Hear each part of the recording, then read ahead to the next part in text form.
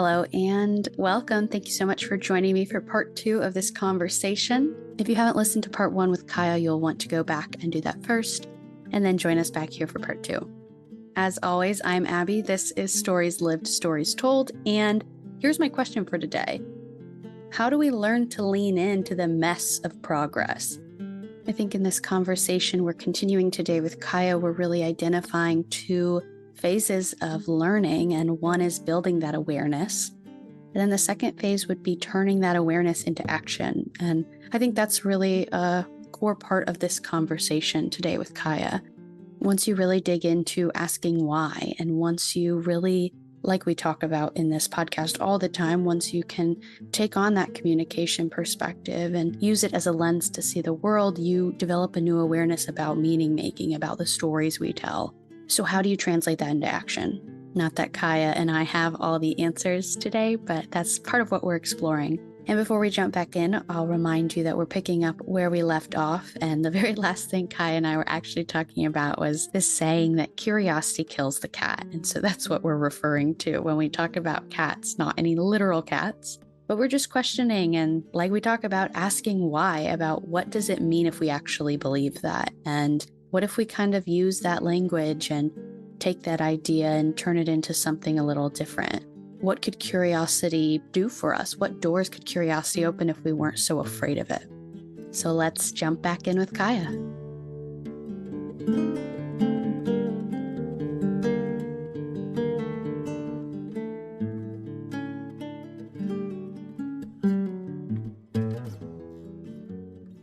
I think Audre Lorde said it. It's real simple, but it hits home every time. It might not be her, but I think it is. Revolution is messy. That's all it is. It's messy, right? Mm-hmm. Like, and I'm not saying like, we need to incite revolution, but yada, yada, yada. Yeah. But like, Yeah. even just progress is messy, right? Yeah. Especially when we're so far removed from the progress that, the progress we've been taught is progress is not really all Right. that progressive, right? And so like it's gonna be messy to undo progress that we think we've created but has actually set us back, right? So I think that's important to remember in this conversation, is that cats are gonna get killed. Yeah. Like cats are going to die, and as horrible as it is, it's necessary, because that cat dies being curious, and that sets something off in the next cat who gets a little further to the truth, and then maybe dies. But you see what I'm saying? Like, it's a domino effect. It's horrible to say. The metaphor under it is really good, though. I still stand by it. Yeah, okay, good. Yes, I'm here for it. But yeah, and then someone said, "Question everything, or know nothing." And I don't know who said it, where that comes from. I don't know if it's something like question everything or know nothing. Because if you're a robot at that point. If you don't question the way things are, you don't know anything. You don't know anything about anything until you start to ask and dig deeper and find out what it is that has brought us to this point. I've been thinking about that. And one of the episodes I just released, I actually kind of got a little meta and tried to talk about it, in that I usually start my podcast by, there's just the, quippy little way I came up with to start my podcast to say, I'm Abbie, this is Stories Lived, Stories Told, and here's what I know. Communication creates our social, or go into something talking about communication. And I'm like, I don't know anything. It would be way more accurate for me to say, I'm Abbie, this is Stories Lived, Stories Told, and here's all my questions. Yeah. It's so easy to slip into talking in sweeping generalizations, and to say, well, this is it, almost to go back to the idea of okay, well, this is my little T truth, so it must be everyone's capital T truth, and kind of make that jump.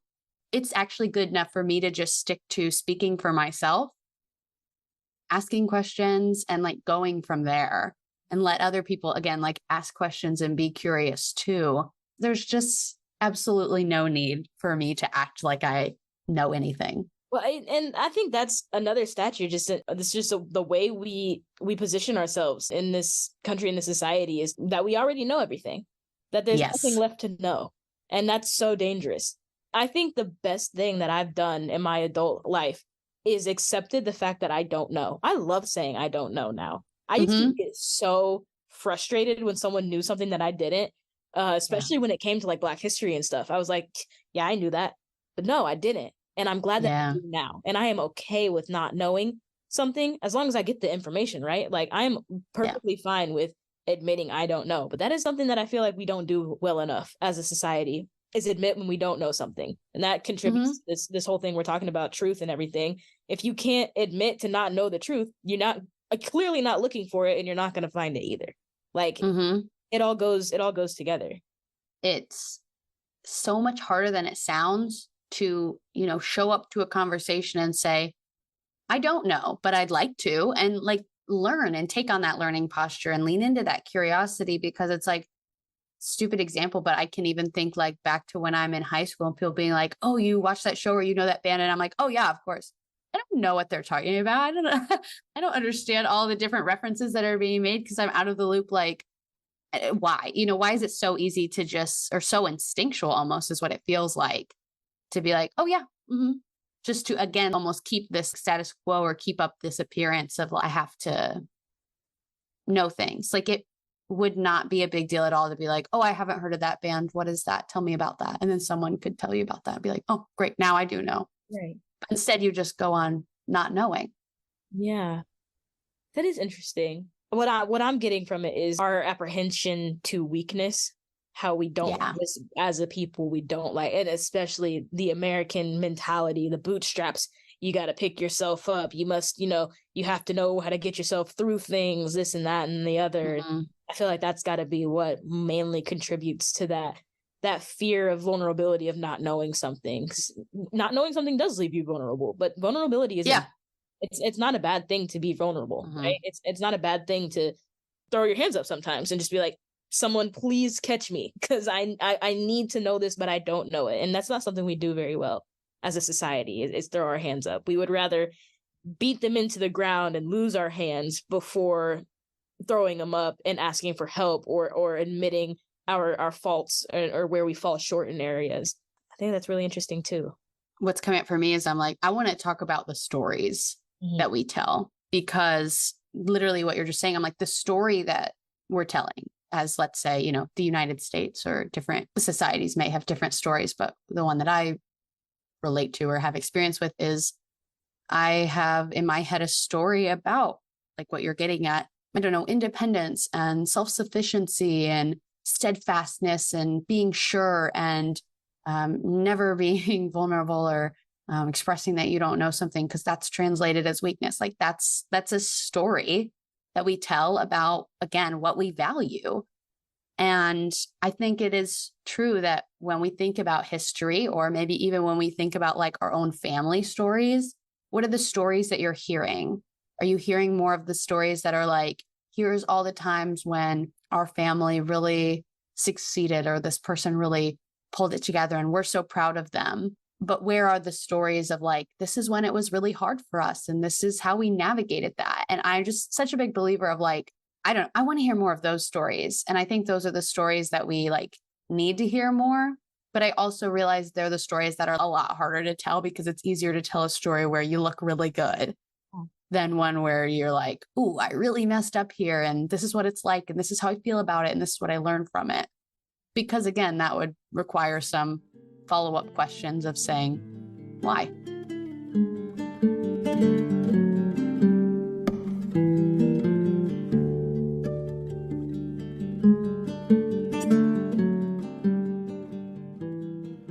Especially family. And I think specifically to the Black family in America, right? And how many Black families in America will have a story of struggle, but you go and you ask, you know, you ask those stories, or if someone were to ask me what the hardest point in my family's history was, I have no idea. I could never tell you. My mom has never spoken of it. I know there were times. I know of the most I've gotten is there have been struggles. There have been times where it's been hard. And like, I believe it full-heartedly. Like, I know wholeheartedly that that's true. And I know wholeheartedly that it's much worse than she makes it out to be. But I don't know anything of it. And I was just reading this book. It's called The Black Kids, if you want to read it. It's just a little novel about a Black family in LA during the Rodney King riots in 1992. And this young girl, she goes to a pretty much all white school besides a couple of other Black kids, and it's just kind of her navigating that through the Rodney King riots. So it was pretty mirrored to what was going on in 2020 for a lot of people.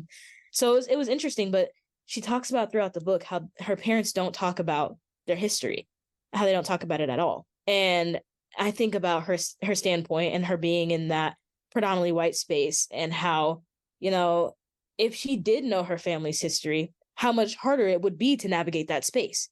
If she really knew the history of her Blackness, how much more difficult it would be to show up in that, in that skin entirely when you have that history. So like, I feel like that's a common theme in Black families, is to kind of withhold that family history, because I think you're going to get enough of Black history in general to keep you down, because it does. It does for a while. And I remember when, even like in 2020, it was the worst depression of my life when I was reading and learning about all the things. Like, how could it not be? When you go and you uncover all this history that you had no idea of, when you learn all of the horrible, horrible things that have happened in this country, right? And so then you think about Black families and how it becomes personal, how those things happen to those people, right? It's not just in the textbook anymore. It's in your blood. It's in your bloodline, right? And so like, yeah, that's going to do a lot to keep kids down. So I'm sure that translates to other families as well. It's everyone just wants a fair shot, right? Everyone feels like they should have a good starting point, but family histories can kind of make you feel like you don't have anywhere to go. It's just who you are. It's in your blood. So I know, like, I know in Black families, obviously, again, I'm not in every Black family, and I will not speak for every Black family, but I do know that is a common theme, to keep that history depersonalized, because once it becomes personal, it's a whole different thing. It's a whole different thing, and it's hard to come out of. Yeah, and then you translate that to the history we tell too, and then there's that gap right there again. Like, we don't tell enough history, just generally, right, in schools or anything. So Black students aren't getting that from their teachers. They're not getting it from their education. They're not getting it from home. So it gives you in a point where it's like, if you, once again, don't ask why, you know nothing. You're not going to know anything if you don't go out looking for it. I think it's interesting you brought that up, families and the stories we tell. Yeah. I just think family stories are so hard, where it's like, if you're like, I'm on my mom and my dad's side, like the younger of all the cousins. And so I think it's like taken for granted that I've just like heard some of these stories before. My mom was telling my boyfriend a story I was like, what? I've never heard this before. And she just like assumed that I knew because it's in the family lexicon of stories. But it's like, what stories get missed out on when, you take for granted that someone knows this about themselves or their family, and how does that change? Not to put you on the spot too much, but I'm curious if you can kind of off the top of your head think about, like, we've talked about the stories that are not being told, but I'm curious, like, what family stories can you think of that were told and that did shape how you understand yourself? The first one that comes to mind is, and I actually think that you've heard this story before, because it's how I opened my big talk. Yeah. With my grandmother. Yes. God rest her soul. She's up in heaven now, with a good few of family members and such. But she would tell us this story just all the time. And she said, Kaya, this is a family secret. You're not allowed to tell anybody this story. I'm telling you this in confidence. So I'm sorry, Grandma, but I'm still telling the story. But she was leaving the grocery store one day in Ohio. She just gotten a couple groceries, and she was walking home, and she looks behind her. She sees a man following her, and she's, a little bit nervous about this man following her, and she's walking through this alley. So she decides to cut over to the other side of the alley and walk some more. And then she looks behind her. The man's still behind her. So she cuts back across again. Same thing. She looks behind her. She's getting pretty nervous now, because now 2-3 cut across, and this man is still following her. So she starts to pick up her speed a little bit, starts, walking faster and faster and faster. And then she starts running, and she's a good, probably like 60, 61, 62 at this time. So she's not, spry. And she's out here sprinting full on through this alleyway. And then she eventually, reaches the end of it. And she turns around and she looks, she's like, there's nobody behind me anymore. She's like, okay, well, that's good. And so she, goes about her business. She's like, okay, I escaped. But she keeps thinking to herself, she's like, now that I think about it, I didn't hear anybody behind me. And I also didn't actually like see a person. I just saw a figure. So she's walking more and more and more. And then she just dead stops. She's like, oh, that was my shadow. I was running from my shadow. She full on sprinted through an alley, running from her shadow. And this is probably, recency bias as well. It's one of the last, stories I heard from my grandmother. But yeah. I that one comes to mind. And then I think of others, and it's just every single one of them, every single family story that's been told, we are rolling in our chairs laughing by the end of it. And 100% that has impacted me so much because, I love to laugh. I love to tell stories that make people laugh. And there has been a lot of hardship in my life, but there's also been a lot of good. And I definitely tend to focus on that. And I know that's got to be the same for the rest of my family members, because my mom and her brother and two sisters and my grandma grew up in Oklahoma, and my mom was born in 1969. So 1969, Tulsa, Oklahoma. Tulsa was a hot spot for a lot of race wars and a lot of racial violence. I know my mom told me one story about getting thrown off a merry-go-round and being called the N-word. Her faith being, put into the ground during elementary school. So she's just a kid, just a little kid, 3rd, 4th grade. And that's pretty much the extent of the family stories we've gotten. But most of them are joyful. I think that's very intuitive of the Black experiences. Black joy is it's so important. Well, I'll say that, first out and flat out, that it is important as Black people to find that joy, to find things to rejoice in, to find things to celebrate. But it's just as important to reflect and to know that that joy is so important because of the hardship that was going on at that time. Right. Well, that out of context, that joy just seems like it's jolly, merry, nothing ever happened. But really, those pockets of joy were an escape from years of hell, from some of the worst, situations that you could be put into. So I think that's 100% affected me to this day, and how I approach just hardship in general. I absolutely situate myself to find the joy immediately, rather than kind of sitting in the not so joyous moments of life. And so I'm curious, and actually I want to in some way somehow find out if that's a pretty common experience across Black families in America. I'm sure there's a way to do that, but I feel like it's got to be a pretty common thing for us to kind of sit there, gather that, think about those family stories, and think, yeah, they're all full of joy, when we know that there couldn't have been joy in many of these moments. Yeah. Well, yeah, even before you just started talking about that, I was going to say, I appreciate how you, share these family stories, that you so naturally jump from something lighthearted and joyous, or, at least that's the way you told it, to, and at the same time, there was this struggle in, like, specifically what you're referencing, your mom's childhood. And it's like, that's a great way to tell stories, because that's how it happens. In that the joy is mixed up in the struggle, and not to sound like a broken record, but like, that's context. Yeah. That's saying that this joy exists in the context of struggle, and that doesn't detract from it. It actually like adds to it and makes the joy that much more important for people. I think our biggest mistake, and the biggest thing that's holding us back from really, really like creating better social worlds for ourselves, is holding on to an oversimplified story. Because again, I don't know, because we believe that we can't be messy, because we believe that the struggle takes away from the joy instead of adding to it. Like, I don't know what it is, but I think that's something really holding us back. Absolutely.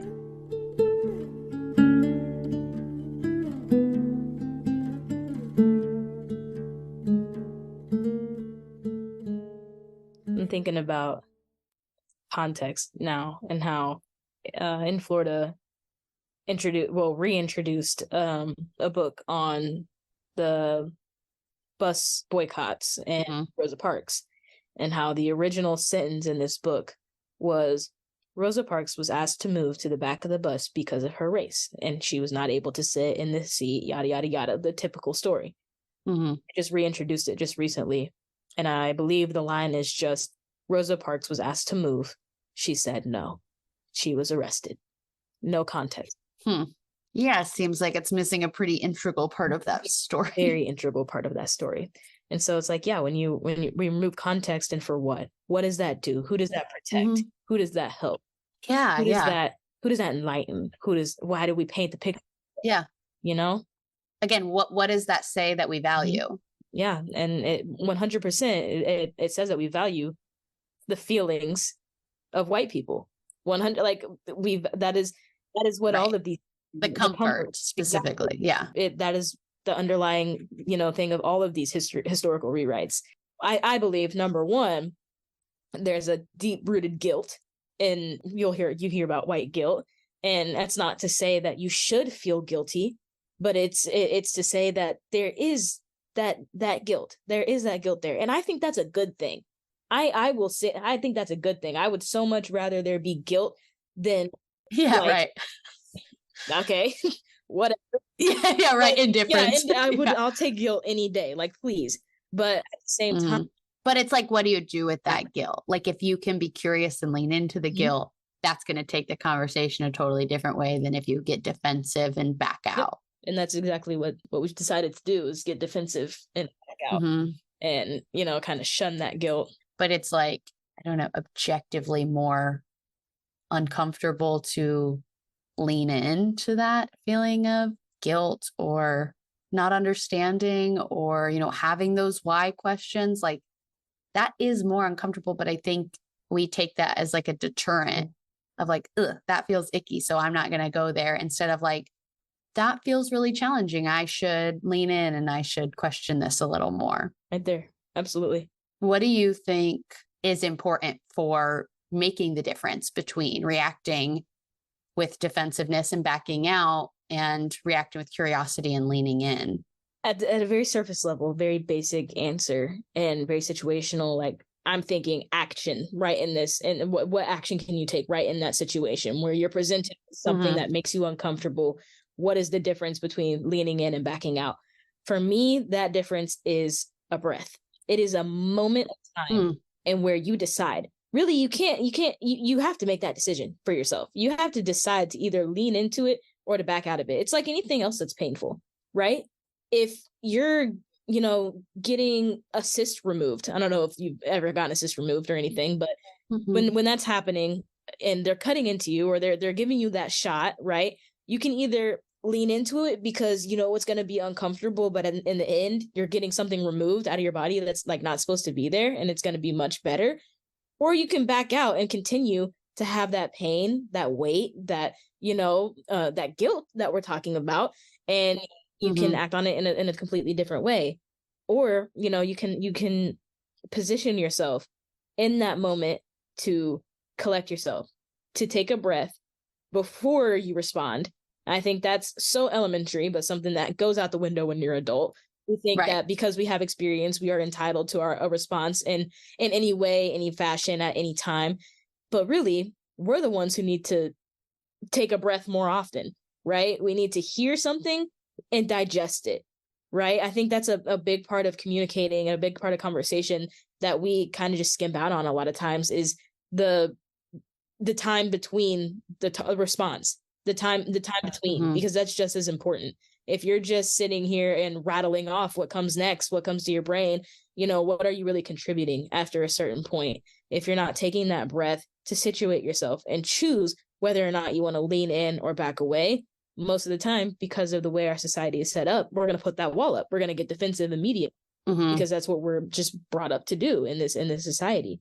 So it's really a conscious effort. It's really, I think, it's that decision. It's that crunch time decision, and one breath can completely change it. And I think that's definitely the biggest lesson I've taken out of just growing up in general, is that everything is a choice, right? The way we respond to things, the way that we do certain things, it's a choice. As much as it feels like it isn't, it is. And I hated hearing that growing up. I hated hearing that you can choose not to be angry. You can choose sad. I'm like, no, I can't. My feelings are feelings. And that is not to go in and invalidate anyone's feelings. You are entitled to your feelings, and your feelings are valid. But you can also choose. You can choose to move out of that, to move into something else. You can choose to channel it into something else. So all that being said, I 100% think that taking a breath in that moment and really consciously choosing whether or not to lean in or to back out, it's night and day. It makes all the difference in the world. Yeah, I appreciate that emphasis on choice, because it is, again, like, I don't know, it's messy. Messy. And so it would be oversimplistic and a disservice of us to sit here and say, well, if you do these 3 things and you reflect this way and you say these things and you feel this, then you're golden and you're leaning in. Like, it's not that simple. And again, everyone's story is different, and everyone's the messages they've internalized are different, and the reflecting that they're going to have to do and the question asking they're going to have to do is going to be different. And so it doesn't come down to like Kaya's 3 quick fixes for racism. Like, it's so nuanced, and it's just about, all you can say is take a breath and lean in, and take a breath and make the choice. I don't know. I'm just repeating what you said. I'm not adding anything of value. I think that matters a lot for people to be reminded that they have choices in the way that they show up and the stories that they tell. And that's not even to say that it's not hard. Like we said, it's messy. It is hard. Comfortability it's comfortable. I mean, like when you know, like that complacency, it's nice. It's like a warm blanket, right? It's instinctual. It's what we do just as humans, is we react. But when you learn to kind of, okay, let's think about it. Let's think about it this way. Pose different things. Ask that why. Dive deeper into it. I think it's just, like I said, it's night and day. It makes for a completely different conversation, right? And it's not like these conversations of why have to come to an answer. That's what I'm advocating for, and necessarily. Like, I think with history, there is an answer, right, that you can come to. There is, and in that context. But if we're just talking about in the broader idea of asking why, there doesn't have to be an answer. I'm thinking gender, right? Gender norms and things of that sort. Like, well, why do people have so many pronouns? Why this? Why that? You can ask all those whys, but at the end of the day, you don't have to have an answer to respect that that's the way people want to position themselves. And at a certain point, you are choosing to not respect that by asking all of this why. I don't understand. I don't understand. I don't understand. Well, it's not for you to understand, but you don't have to understand something to respect it. You don't have to understand something to go about it the right way. Right. So, I think that that's also another important thing to remember, is that while we're asking this why, it's not always about the end result. It's the climb, as Miley Cyrus put it. Yeah. Yeah. It's like, it's the asking. That's the important part, not the answer to it. And sometimes the answer is going to, like you said, in history, like reveal more of the story. And that is like, there's real value in that content. But it's like the practice itself of asking why is where the value is. Exactly.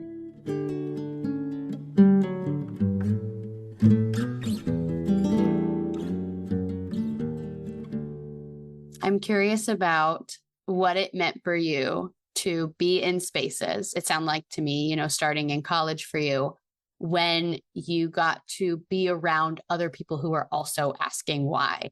Did that feel like something you noticed and was meaningful to you, to say, I'm not the only one asking why? Oh yeah. It was huge. It's just a sense of community building, that curiosity, like everyone just wants to know. I don't think, like I said, I never wanted to be in college, and I absolutely loved my comm classes. I loved the comm department. But had I not picked up African American studies, I still don't think I would have made it through. Like, I don't know. It's like, until I got to that point where I was surrounded by the people asking why about the same things that I was curious about, it was like a whole sense of community, of everyone in this room has been wronged by a certain thing. Everyone in this room is curious as to how to mend that wrong that's been done to them. Right.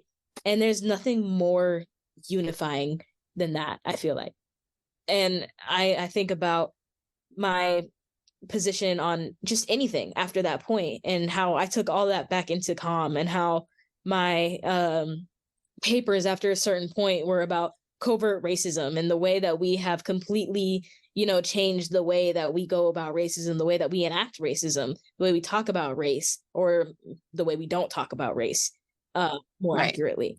And it completely, when you have other people that are willing to ask the questions, because like I said, like, we're sometimes not even in the position to really know when to ask why, but other people are, because of their standpoints, right?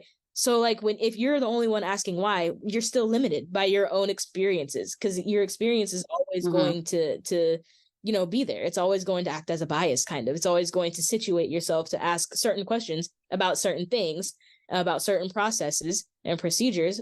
But had I not been surrounded by Afro-Latino people who have completely different experiences, coming out of Puerto Rico, coming out of Haiti, coming out of all these other places, I wouldn't have had the even standpoint to ask why about that, like what to ask about anything.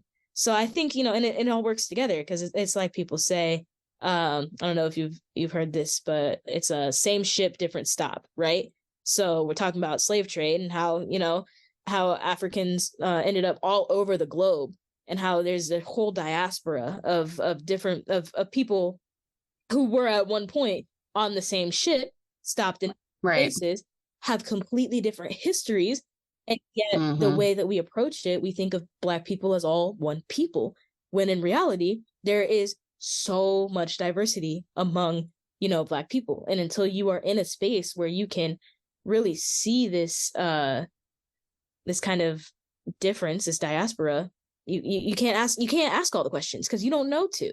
So I think that's really what was so impactful for me, was to be around different Black people, to be around and different people of color who have different experiences, who can ask the questions about the topics that I know nothing about, and that I can then ask, okay, so that happened there, why did it happen this way here? And so then it just keeps opening more and more doors.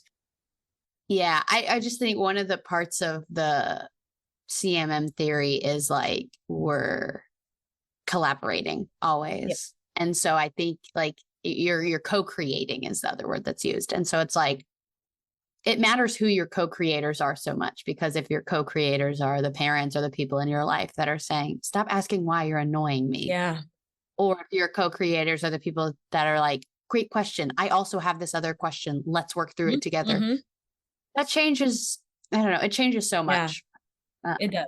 I just think it matters. And so it's good to have good co-creators that are also curious. Absolutely. 100%.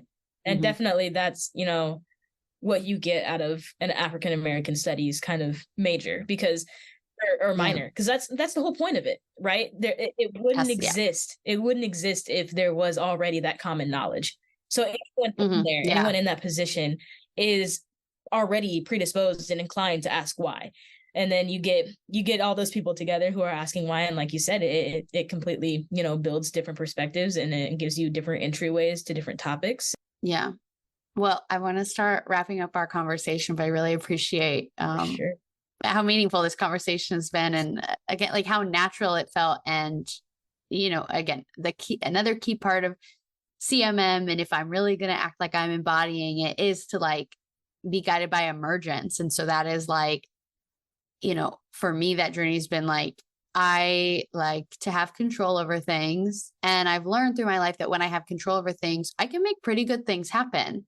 But the rethinking of that is, if I let go of control of things, maybe something even better could happen. Like this conversation, I could have sent you 10 questions in advance, and that we could have had our whole conversation planned, because I had in my head the idea of how this conversation could go. But I can't imagine I could have, come up with questions that would have led us down the path that the conversation that ended up happening today, which I really have valued. And so I'm very appreciative of that. So thank you for the way that you've shown up today. Because we started with the question of what does your better social world look like, I kind of want to end and ask, you mentioned that who couldn't have gotten depressed in 2020. And, when you really start asking questions and you learn, all the things that you were learning and the stuff you're digging into, like it is overwhelming. And it's a lot to think about where you are now and where you wish that you could be, or where we wish we could as a society be. So to end on, I don't know, some kind of meaningful note for something current, I'm just curious, what is something that you like about your current social world right now? I like the diversity of it. I'll say it this way. I like that my social world is pretty small. It's pretty limited, right? I just moved out of a hometown to a whole new city. Haven't had the, chance to reintroduce myself to and I kind of like that too, that I'm in a position to reinvent myself a little bit, which I appreciate. Yeah. But I would say that right now I have the most diverse group of people around me that I've had in a very, very long time. I'm learning so much every day, and I absolutely love that. I adore, taking in information, especially cultural information, and just learning about people and where they come from, and and not just a sense of, demographically where you come from or geographically where you come from, but where you come from as a human, like where you come from emotionally in that sense. And I would say that that's the amount of open conversations and honest conversations that I get to have on a day-to-day basis is it's beautiful. It's absolutely what I wanted once I wanted the degree that I got. It's absolutely what I wanted out of it, was to be able to just find the people that want to have the conversations and to sit down and have them. And I'm finally getting to create that world and have those conversations. And I'm very much enjoying that. I'm so glad you have that, Kaya. Yeah. Anything else you want to share before we wrap up? I would just say, have conversations. Just talk to people. Go out and talk to people, and don't worry about what's going to come out of it. Just come from the standpoint of you want to have a conversation. I absolutely think that we are not inclined in this climate, and political and social climate, to go out and talk to people. We're very much would rather just sit in our own beliefs, but that's the most dangerous thing you can do as we've come out of this conversation, understanding that the worst thing that you can do for yourself and your personal growth is be complacent. So, and the only way you can expand that is to go out and have those conversations, to go experience it for yourself. So I 100% encourage everyone listening to go out and have a conversation today about something that makes you a little bit uncomfortable. And lean into that discomfort. Don't back away from it. Choose to lean into the discomfort. Yeah. I think that's perfect, because as I end the conversation, I want to be thinking about, like, what's next? Like, where do you go from this conversation so that this conversation doesn't just end when the episode ends? It's like, what's the next turn? Where do we go from here? And I think that's a great answer to that question. And I'd add, if you're not already, or if you already are, like, start asking why, or keep asking why. I think I'll definitely be adopting that frame of, like, honesty and dishonesty, and be trying to look through that lens a little bit to understand my own social world better. And to have the conversation for the sake of having the conversation, because that adds value on its own and builds up over time. Absolutely. For sure. Well, thanks, Kaya. Thanks for joining me today. Had a blast. This has been great.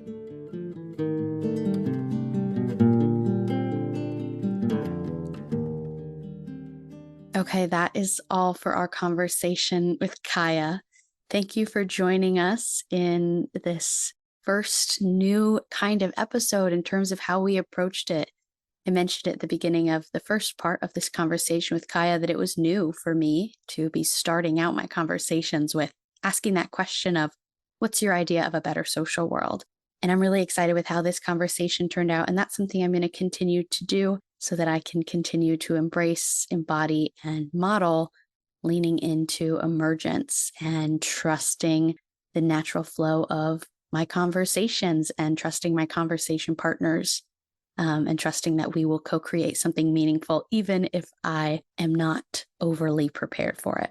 So anyway, some next turns where I want you to go from this conversation is to keep reflecting on the questions that I have at the top of the description of this episode, which includes the question we talked about at the beginning of the episode, which is, how do we lean into the mess of progress? And then also, how do our actions and stories communicate our values? I know Kaya and I talked a lot about stories today. And again, when I'm talking about stories, I'm talking about the told stories as well as the untold stories, because those affect us just as much. And so again, if we can start in that first stage of building awareness, that can set us up to understand those stories a lot better and to maybe get some of those untold stories told, or at least be curious about the ways they're affecting us. As always, I am supported by the CMM Institute for Personal and Social Evolution. This podcast is one of many initiatives designed to aid us in our mission of working toward a better social world. Finally, the podcast next turns that I want to always offer you are to share this episode along with part 1 with a friend. Think about who you want to bring into this conversation. It's all about invitation and how can we keep these conversations going in our lives beyond when the episode ends. So I hope you'll think about that and share this episode with someone. Thank you for showing up. Thank you for being curious. And thank you for being a part of this story. I'm Abbie, and this has been Stories Lived, Stories Told. Bye.